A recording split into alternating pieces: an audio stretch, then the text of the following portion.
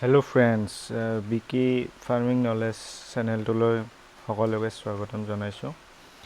বন্ধুসকল, মই সদায় ভিডিঅ' আপোনালোকৰ ওচৰত আনিব নোৱাৰোঁ, তাৰ বাবে দুখিত। কিন্তু বহুতে মোক যিবিলাকে মোৰ পৰা পোৱালি লৈছে বা কইল বাৰ্ডৰ লগত কইল বাৰ্ডৰ ফাৰ্মিঙৰ লগত জড়িত আছে, তেখেতসকলে প্ৰায় এটা প্ৰশ্ন কৰে, কইল বাৰ্ডৰ বেমাৰ আৰু সিহঁতক কি মেডিচিন দিব লাগে।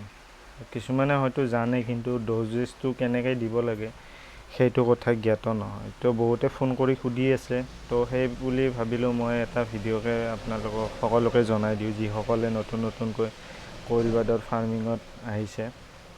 তো বন্ধুসকল, মই এতিয়া বৰ্তমান 3টা মেডিচিন ইউজ কৰি আছোঁ। তাৰ লগতে ইয়াতে আপোনালোকে এণ্টিবায়'টিক পাউডাৰ এটা ইয়াৰ লগত প্লাছ কৰিব পাৰে, যিটো আপুনি উইকত বা 10 দিনৰ মূৰত এবাৰ এণ্টিবায়'টিক পাউডাৰটো দিব লাগে, যাতে যিকোনো বেমাৰ আজাৰৰ পৰা ইহঁতে মুক্ত থাকে। আৰু বহুতে এটা প্ৰশ্ন কৰে যে ইহঁতক কি ইনজেকশ্যন বা ভেকচিন দিব লাগে। আচলতে কইল বাৰ্ডৰ একো ভেকচিন নাই, ইহঁতৰ বেমাৰ প্ৰায় নোহোৱাৰ নিচিনাই।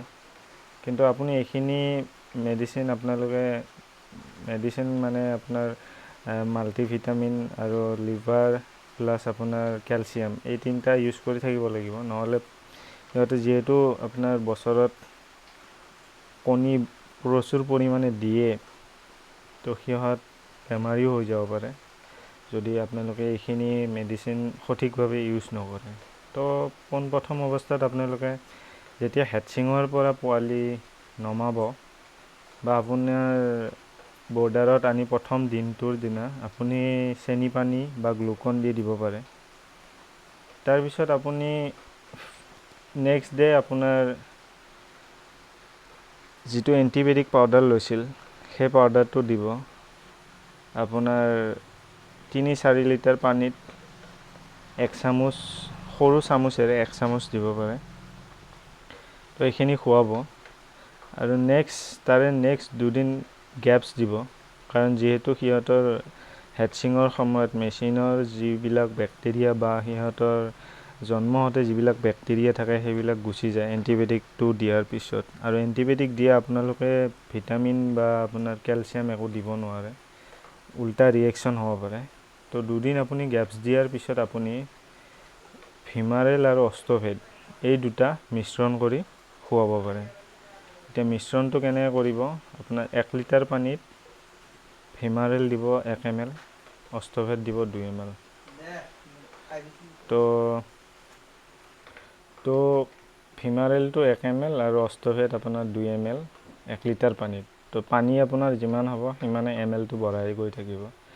এনেকৈ প্ৰায় আপুনি সপ্তাহত 3 বাৰ বা 2 বাৰ দিলেই হ'ল। গৰম দিনত 2 বাৰ দিলেই হ'ল আৰু ঠাণ্ডা দিন হ'লে 3 বাৰ দিব।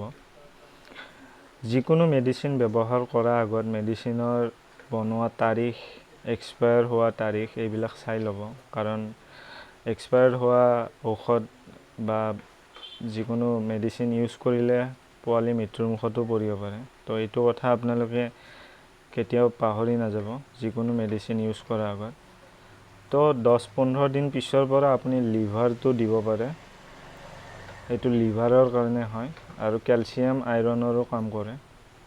তো এইটো আপুনি সেই 1 লিটাৰ পানীত অষ্টভেড যেনেকৈ দিয়ে 1 লিটাৰ পানীত 2 ml তেনেকৈ আপুনি ব্যৱহাৰ কৰিব পাৰে।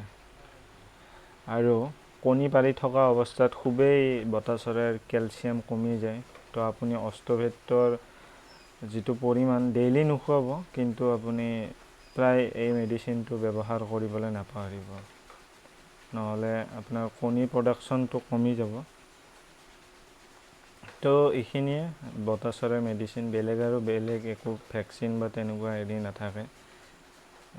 আৰু যদি ভিডিঅ'টো আপোনালোকে চাই ভাল পালে তেনেহ'লে ভিডিঅ'টো শ্বেয়াৰ কৰি দিব। মই আৰু যি নতুন তথ্যৰ ওপৰত ভিডিঅ' বনাব লাগে আপোনালোকে কমেণ্ট কৰিব মোৰ কমেণ্ট বক্সত, মই আপোনালোকলৈ আগবাঢ়ি আহিম। জয় অসম।